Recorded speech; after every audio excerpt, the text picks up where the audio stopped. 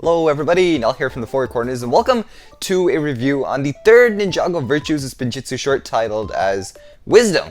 As usual, we go over plot, pros, cons, and finally a rating out of 4.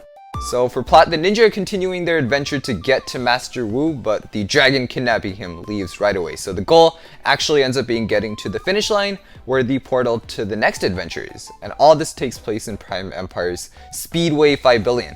Now if you're wondering why we're getting these random locations, we still have no idea, but that should be answered in the last short. Because right now things are completely crazy. Random villains are showing up in random places.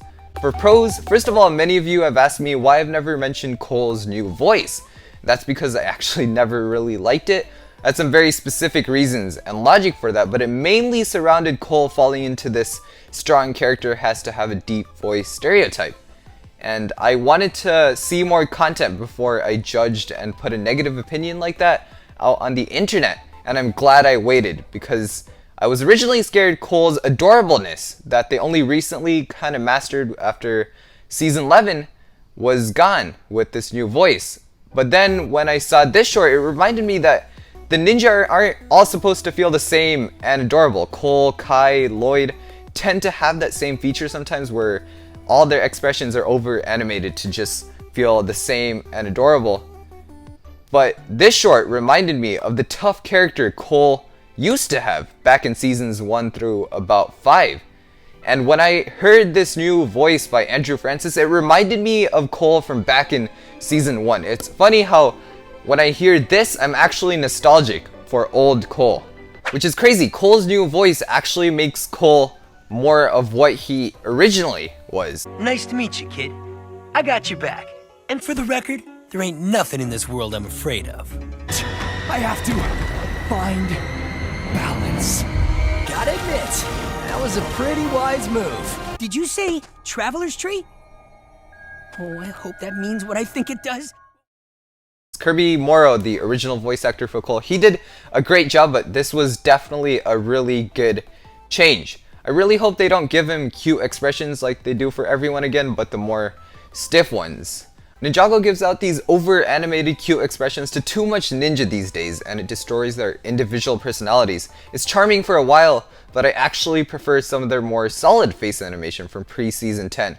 I'm not saying put solid face animation on everyone, I'm just saying that sometimes you don't have to widen everybody's eyes or make everyone look cute.